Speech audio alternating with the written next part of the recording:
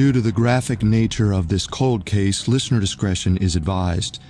This episode includes discussions of rape and murder, including the sexual assault and murder of minors and descriptions of human remains. We advise extreme caution for children under 13.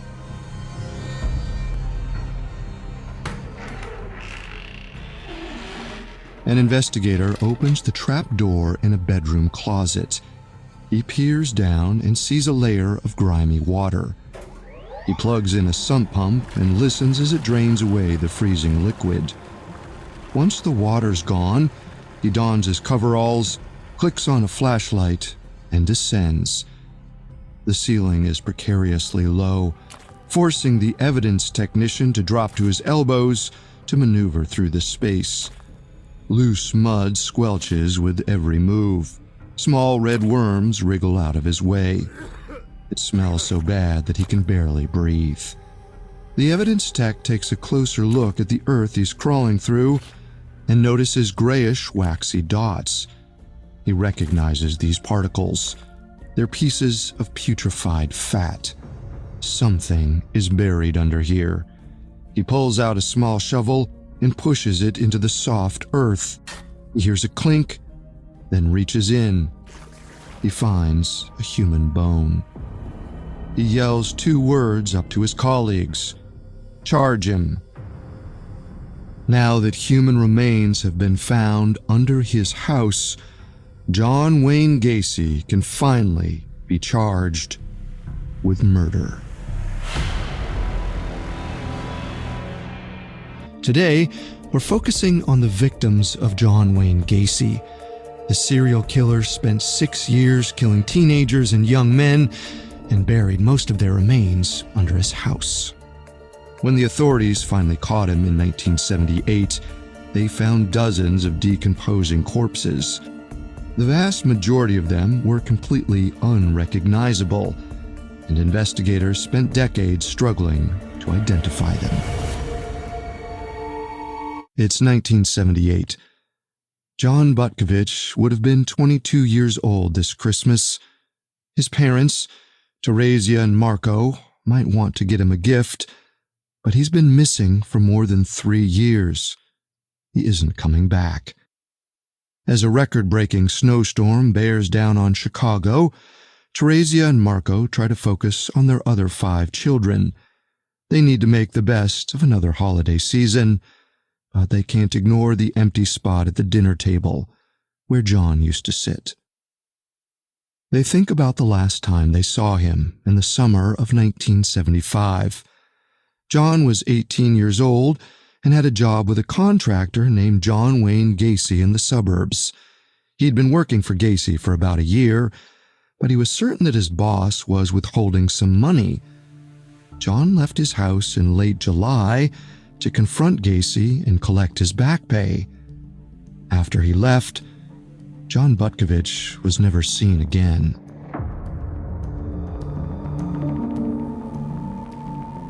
The parents knew that Gacy had something to do with John's disappearance. They filed a missing persons report and told the police to investigate him. When the officers ignored them, they called Gacy to confront him on their own. But he played dumb. Months and then years went by with no sign of their son. The family lost hope, but that peculiar 3-part name continued to echo through their heads. John Wayne Gacy. Government officials On December 22, 1978, Marco Butkovich turns on the radio.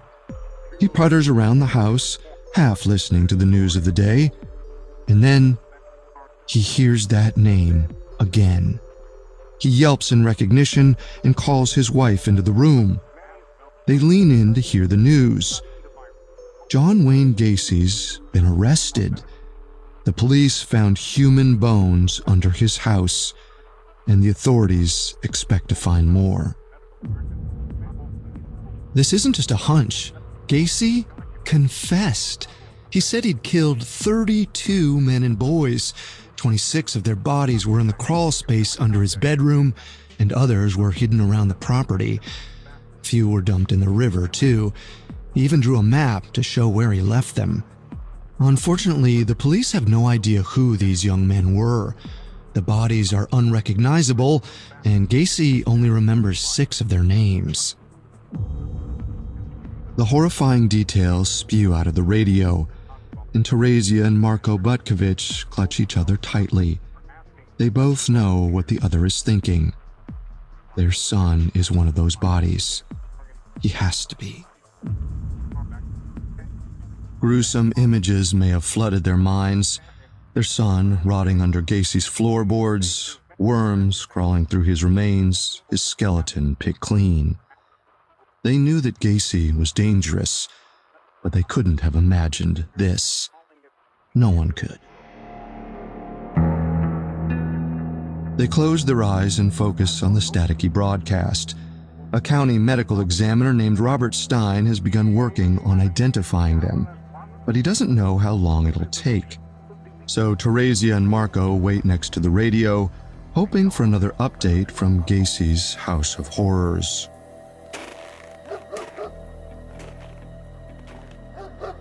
Meanwhile, Robert Stein paces around John Wayne Gacy's property. The medical examiner has been supervising the excavation for hours, watching the evidence techs bring bone after bone up from the crawl space.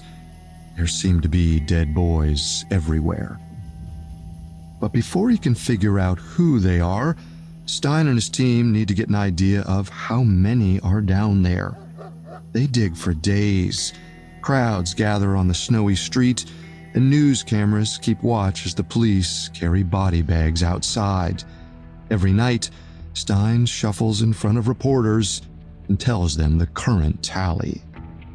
By the end of the day on November 22nd, they found 4 corpses. On December 23rd, 5. And on the 26th, 10. It doesn't seem like they'll be slowing down anytime soon.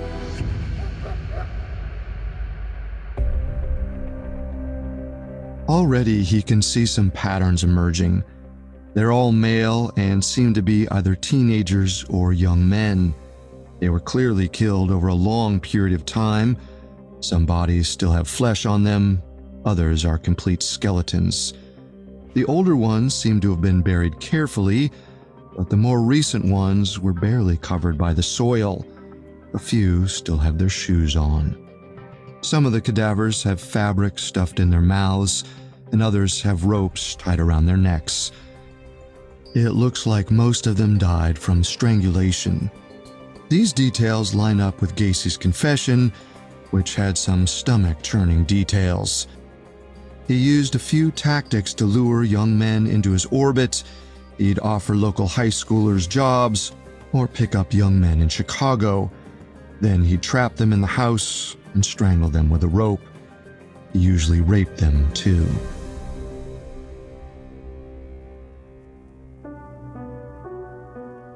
So Stein has a decent idea of how these people died and just how awful their last moments were. But he needs to figure out who they are, and he also needs to verify the 6 victims who Gacy already identified. He knows this will be a long, slow process, and his tools are limited. Most of the bodies don't have skin anymore, so fingerprints are out of the question, but the jaws and teeth are still intact. This means he can use forensic dental analysis, comparing the teeth in the skull to official medical records. But there's one more tool the medical examiner has at his disposal. It seems likely that the majority of these victims were reported missing after they disappeared. That means their names are already scattered around police archives in the area.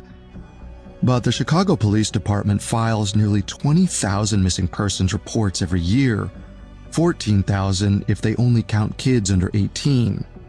Stein doesn't have the resources to sift through all those. He thinks about how he can narrow it down. Meanwhile, the number of recovered bodies continues to tick upward. Evidence teams find the 28th body on Gacy's property on December 29, 1978, just 1 week after Gacy's initial confession. 2 bodies found in the river are linked to him as well. Stein knows that all of these bodies have parents, siblings, and friends who are looking for them, or who were looking for them when they disappeared. He just needs to get in contact with those people. On that same day, Stein issues a statement in the newspaper, asking any parents of missing children to submit their child's dental charts. Teresio and Marko Butkovich have been glued to the news for the last week. The knots in their stomach tighten with every passing day. Stein's request for dental records probably feels like a relief because it gives them something to do. They scramble to find John Butkovich's charts and send them in as soon as possible. All over the world, dozens of families are trying to do the same. They feel that pang of recognition whenever Gacy's name is mentioned and wonder if their missing loved one fell prey to him. One of those families is the McCoys, who live in Omaha, Nebraska. They lost track of their son, Timothy McCoy, in 1972. He was 16 at the time and had just spent Christmas in Michigan. He decided to head home by himself on a Greyhound bus. There was a brief layover in Chicago, and he was never seen again. Tim's family spent years wondering where he'd gone. When Gacy started showing up in the news, many of them were certain that he killed Tim. The McCoys hear about the call for dental records and jump into action. One of Tim's aunts volunteers to send them in. After 7 years, they're one step closer to resolution. Now all they can do is wait. Teresio and Marko Butkovich are the first set of parents who get an answer. It happens on December 30th, 1978. They are sitting in their Chicago home, squinting at a portable TV. They hear a knock on the door. It's 2 plainclothes detectives, ready to deliver the news they never wanted to hear.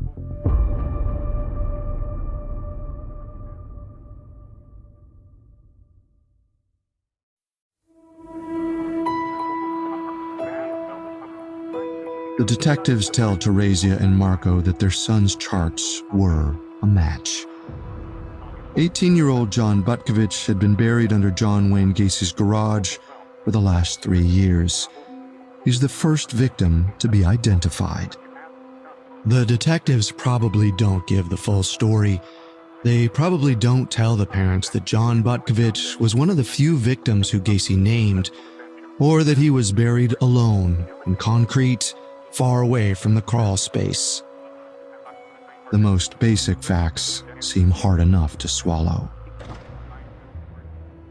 After the officers leave, the Butkoviches turn off their TV and radio. They pick up the newspapers and fold them neatly, hoping to never see Gacy's round, scowling face again. The house goes silent. They're devastated. But now, at least they know what happened to John. They've been asking questions for 3 years and have finally received an answer. And it's the most painful answer they could ever imagine.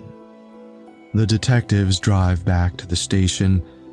It's never easy to deliver bad news, especially when it's this bad. But they need to get used to it, because more identifications are coming. 3 more families learn the awful truth on New Year's Day, 1979. This means that 4 of the bodies found at Gacy's house have been identified. But Robert Stein can't take a moment to celebrate.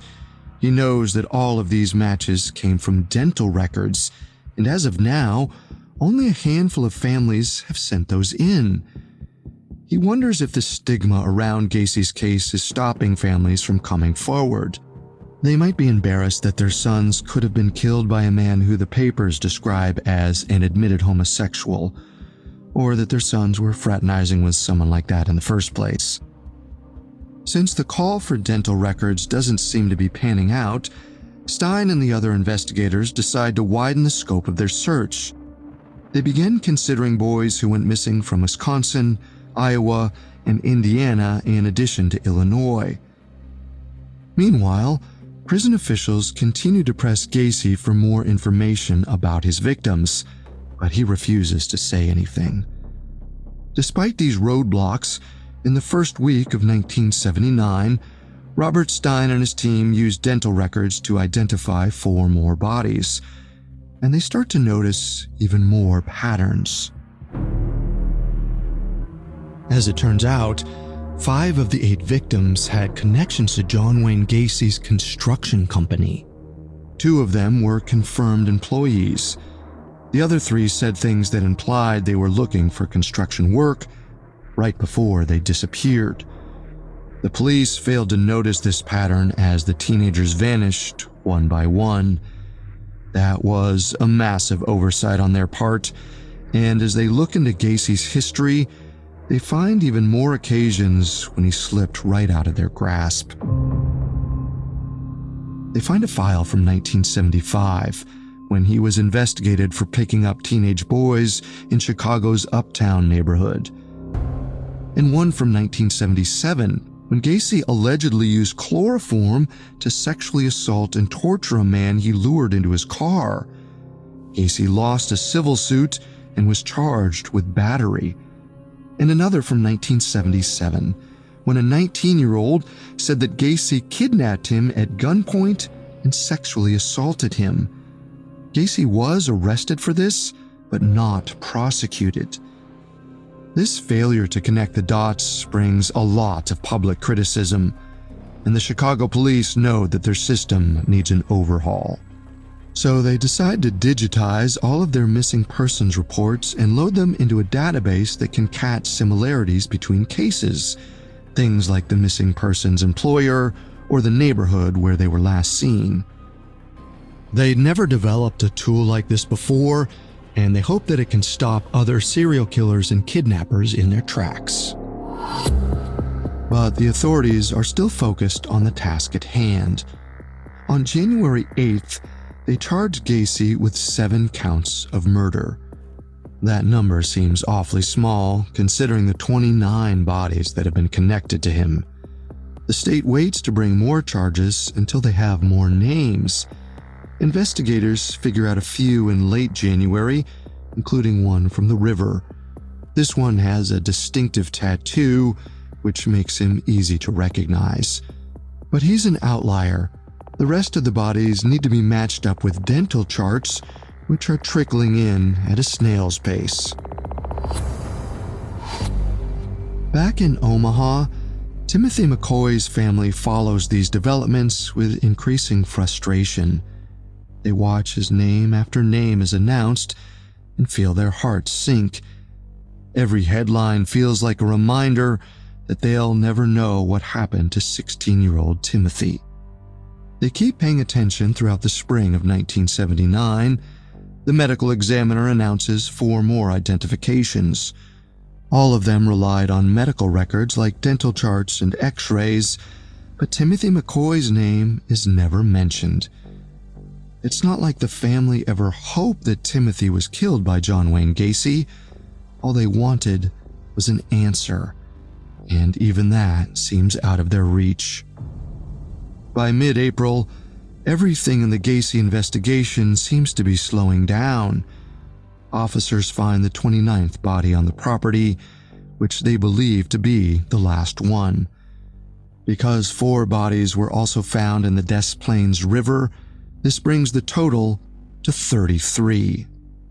Then the team decides to demolish Gacy's house so that no one will need to set foot in there again.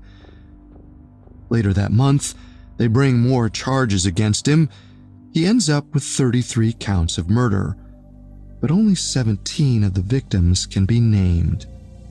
Robert Stein knows that a court date is coming and continues to push for more identifications. He uses dental records to match up one more name in May, but his office is clearly losing momentum. In late July, they try out a new tactic and release a list of items that were found on or near the bodies. These include a wedding ring, a Boy Scout's wristwatch, and a pair of jeans that were decorated with stars. Stein hopes that they'll jog the memory of a friend or family member. At least 2 of them do. The number of named victims climbs to 19. By the end of 1979, it's at 22. John Wayne Gacy's trial opens in early 1980. Before the state's attorney calls up any witnesses, he sets up a poster board in the front of the room. It lists the names of all the known victims. He calls Marko Butkovich to the stand and shows him a photo of his son, John. When Marko describes their last moment together, the attorney sticks the photo on the poster board above John's name. He does the same thing for all the other teenagers and young men. By the end of initial arguments, there are 22 portraits hanging in the front of the courtroom. They have crooked smiles and long, shaggy hair. A few have wispy mustaches or Coke bottle glasses. The jury is forced to look at them throughout the whole trial and imagine the lives they might have led. But those photos aren't the only thing on the board. There are also 11 empty slots representing the victims who couldn't be identified. They stare down at the courtroom like hungry ghosts, begging to be recognized and named.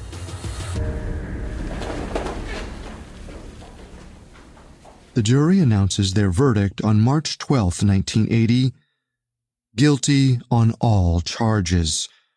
The next day, they sentence John Wayne Gacy to death. It's a definite victory for the prosecution, but many of the victims' loved ones can't bring themselves to celebrate. They just want their sons, friends, and brothers back. As grim as this sounds, those 22 families are the lucky ones. They know what happened. 11 families are left wondering. The Cook County Sheriff's Department doesn't let up on their identification efforts just because the trial is over. Their work continues to pay off. About 2 weeks after Gacy's sentencing, Robert Stein tells the Chicago Tribune that he can name 2 more victims. 14-year-old Michael Marino and 16-year-old Kenneth Parker were close friends who disappeared on the same day in 1976. Dental charts and x-rays confirm their identities. This leaves 9 bodies unidentified by the end of March 1980. But now that Gacy's officially on death row, public interest might be fading. The medical examiner tries to attract attention by releasing another list of items found with the bodies. He sends pictures to every police department in the area, but it doesn't lead to any breakthroughs. The authorities start to lose hope in the summer of 1980. They hand over the boys' skulls to a forensic sculptor and ask her to mold their faces out of clay. Then they distribute photos of these crude facial reconstructions far and wide. Stein begs parents to study the pictures, but even he seems to recognize that it's a last-ditch effort. The sculptures look more like animatronics than actual people, and it seems unlikely that anyone would recognize them. Once again, he asks for dental records from missing men and boys, insisting that this is his final attempt, but he isn't optimistic. He's only received 200 charts in the last year and a half. He still believes that families may be hesitant because they're scared of a positive identification. It wouldn't just mean their sons were slaughtered by a serial killer. It could also mean that they were gay or involved in sex work. Stein assures parents that not all of Gacy's victims belong to those stigmatized groups, but he raises the question of why the parents of these missing boys haven't come forward. It's clear that he's frustrated, but he doesn't seem to consider any alternative explanations.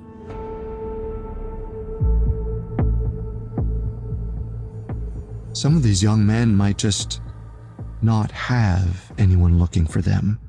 They could be drifters who ran away from home years prior, or they could be estranged from their families due to their sexuality. And Stein doesn't seem to understand how difficult procuring medical records can be. The dentist could have moved, retired, or just gotten rid of their chart to make space. We also know that John Wayne Gacy trawled for victims in the poorer neighborhoods of Chicago's North Side. It's not unreasonable to imagine that some of these families couldn't afford dental care in the first place. No one seems to recognize these blind spots, though. They moved the investigation to the back burner in 1980 and spend the next year waiting for more information to come in. It doesn't. The trail has gone completely cold by the spring of 1981, and the Cook County Sheriff's Department seems to accept that. They decide to bury the unnamed bodies and move their remains from evidence lockers to coffins. Not all the remains, though. They keep the jaws and teeth, just in case.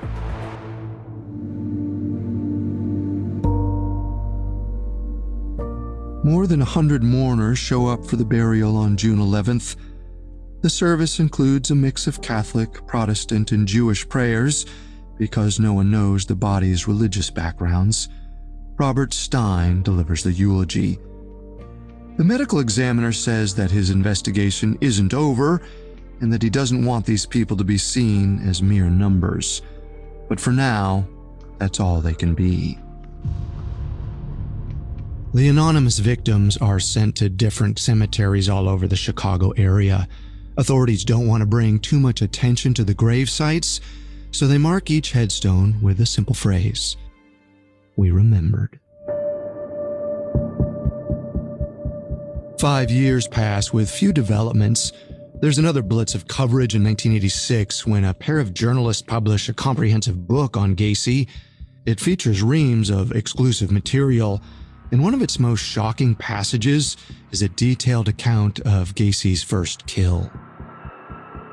The inmate had spoken about this boy on numerous occasions, but claimed not to remember his name. He said he'd picked him up at a Greyhound station in Chicago. The boy stayed at his house that night. Gacy stabbed him to death the next morning and threw his body in the crawl space. This was right after New Year's 1972. In the 2021 book, Boys Enter the House, author David Nelson describes how this victim is finally identified. At some point in 1986, a woman flips through a magazine at a doctor's office. She sees an excerpt about this incident. She's intrigued and wonders if it could relate to her long-lost cousin, Timothy McCoy. She starts reading, and certain details pop out. Chicago, Greyhound Station, 1972.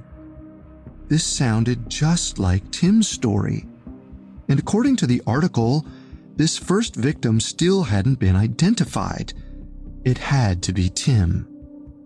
There was just one problem. Tim's aunt had sent in the dental records right after Gacy was arrested. The Cook County medical examiner never contacted the family about them. The McCoys assumed that his teeth weren't a match and did their best to move on. Now that this new information is right in front of her, the woman might have wondered if those assumptions were wrong. She contacts one of the journalists who helps her find the truth. As it turns out, the Cook County medical examiner never received Tim's charts. And it wasn't an issue with the mail. Tim's aunt never sent them. She wanted to shield the family from heartache, so she lied to them. The entire McCoy family is shocked. They can somewhat understand the aunt's choice, but they've been wondering about Tim's fate for more than a decade at this point. They've already done their grieving. Now they just want closure. So the family packs up Tim's dental records and sends them to the sheriff's office. For real this time. And sure enough, the records match up with the oldest body from the property. The McCoys can finally lay their doubts and Timothy to rest. They remove him from the anonymous grave and bury him next to his father in Omaha. It's been 14 years since he boarded that bus, but he's finally made it home. It's a triumphant moment. It reminds the authorities that progress is still possible. Timothy McCoy's was one of the 9 bodies that they'd essentially written off in 1981. And now that he'd been reunited with his family, who's to say they can't do the same with the remaining 8? But despite the team's best efforts, the project stagnates for over a decade. Then, in 1994, 2 events changed the course of the investigation. First, John Wayne Gacy is executed. Even though he's refused to help the investigators for years at this point, there was always a possibility that he'd hand over some names or clues from death row. When he's killed by lethal injection in May 1994, any hopes of a last-ditch confession die with him. About 2 months later, Robert Stein dies too. The medical examiner is 82 years old. He dedicated 15 years of his life to naming Gacy's victims and successfully identified most of them. But most wasn't enough. He died with 8 bodies left. It's not hard to imagine the memories of those anonymous boys tormenting him in his last moments, reminding him of the job he could never finish. The hunt for Gacy's victims is just another cold case now. It remains untouched for another decade. But a lot can change in 10 years. Somewhere around the turn of the century, DNA goes mainstream. Laws go into effect that require collection from certain types of convicts, and organizations like the FBI set up national databases. Tests become faster and more precise with every passing year.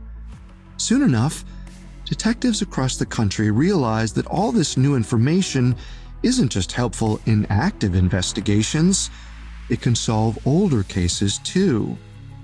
In 2003, the National Institute of Justice recognizes the power of genetic evidence in missing persons cases and began funding research.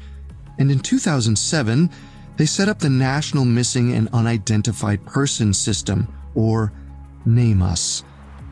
It's a bigger, more modern take on the tool that the Chicago police set up in 1979, a centralized database that can automatically find connections between missing persons cases, using things like DNA, fingerprints, and location. Even though the Gacy investigation set the template for these types of tools, the case itself sits dormant for nearly 15 years after Stein's passing. But then, one Cook County detective decides to give it another shot. Detective Jason Moran isn't interested in John Wayne Gacy, at least at first. After 11 years with the Cook County Sheriff's Department, he's heard enough about the serial killer. Moran prefers the cases that don't make as many headlines. In 2006, he became the first person in the department to close a case using DNA. He's got a reputation as the go-to guy for cases that no one else can solve. He's especially good at using modern techniques to identify unknown bodies. So in some ways, the task of naming Gacy's victims is made for him. He just doesn't know it until the fall of 2010. That's when the sheriff tells him to sift through some filing cabinets and find a few cold cases to revive. He pulls out a file labeled Gacy 1978. It strikes him as strange. He thought that every element of this case was solved. But then he sees another file, and another. All 5 drawers of the cabinet are stuffed with information about the serial killer and his victims. From the looks of it, 8 of them are still unnamed. The detective flips through the documents.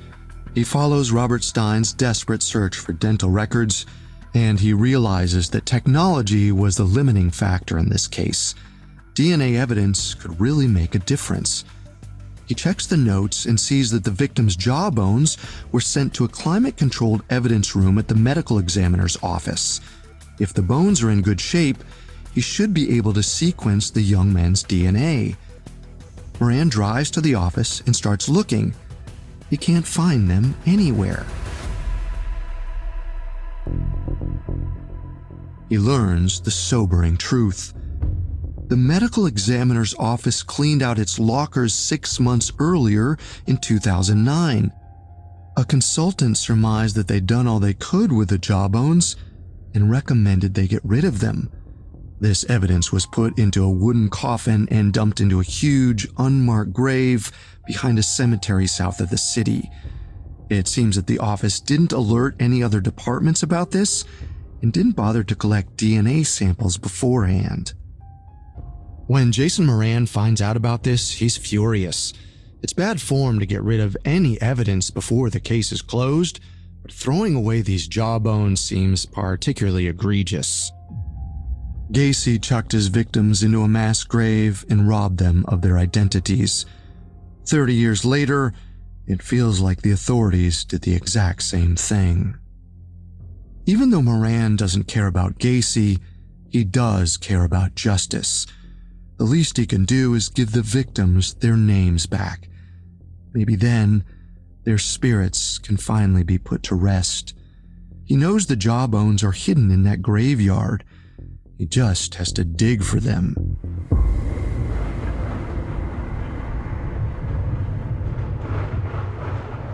Jason Moran takes a small team to the cemetery in June 2011. They use a backhoe to paw through the dirt and find dozens of wooden caskets, stacked one on top of the other. Moran takes his best guess and starts opening the boxes. He sorts through decomposing medical waste, animal carcasses, and unidentified bodies. Gory would be an understatement, but eventually he finds the jawbones. He ships the evidence off to a lab in Texas.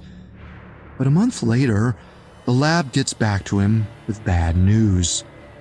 The bones were so degraded that only 4 of them had decent genetic material. Sitting in a mass grave for months probably didn't help with that. In September 2011, Moran's team returns to the unmarked graves where the remaining 4 bodies are buried. As they brush away the dry, early autumn leaves, they might notice the inscription on the boys' headstones. It reads, "We remembered."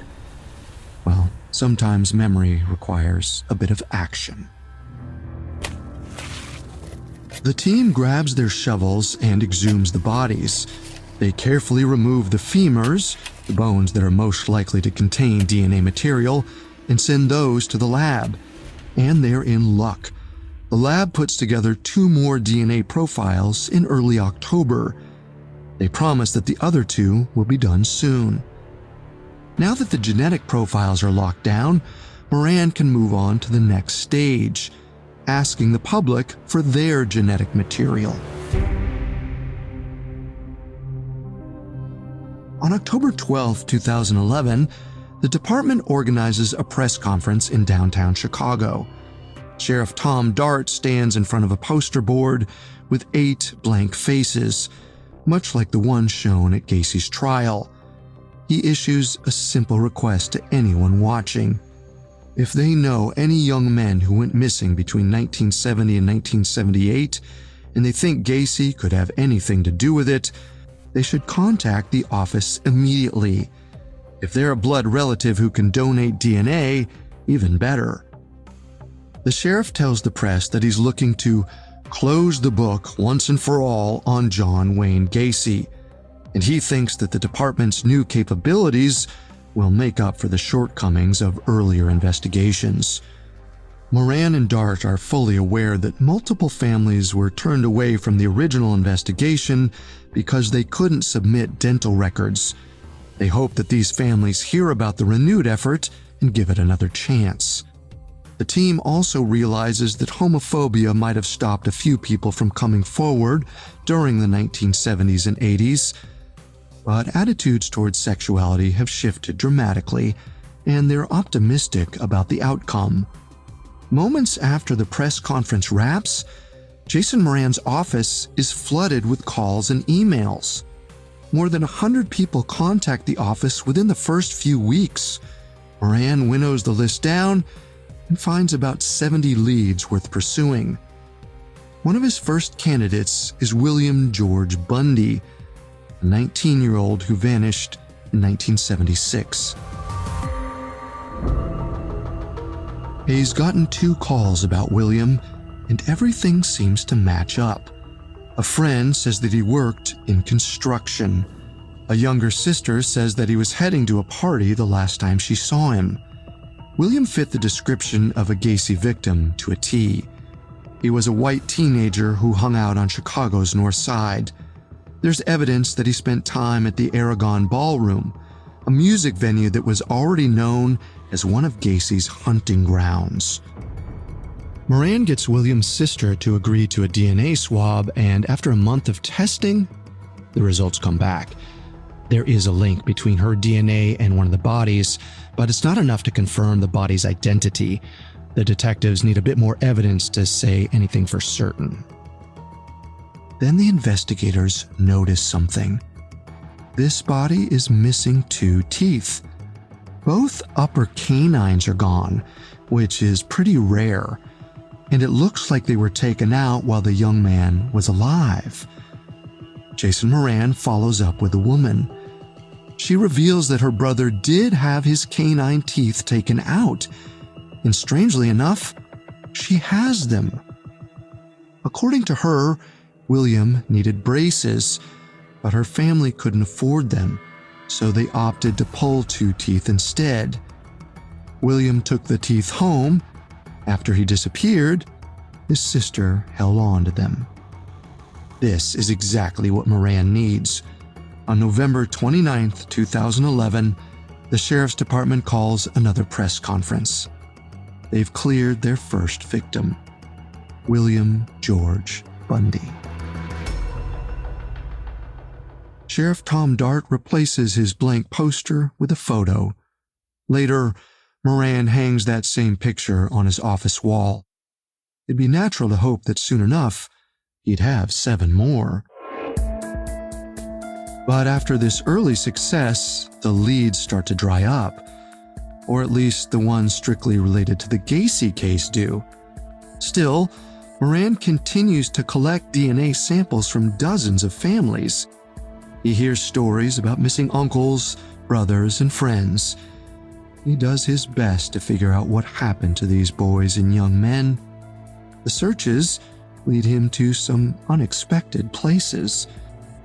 In 2012, he connects a pile of human remains in Utah to a missing college student. In 2015, he figures out that a possible Gacy victim was actually murdered in San Francisco. He also identifies a body that was left in a forest near Chicago and another one found in New Jersey. In total, he solves 11 cold cases that have nothing to do with John Wayne Gacy. In a surprise twist, he also finds 5 of the possible victims alive and well. He's happy to reconnect them with their families, but there's still something nagging at him. The 7 unidentified Gacy victims. He leaves the tip line open, hoping for the next big lead. Sometime in 2017, it finally comes.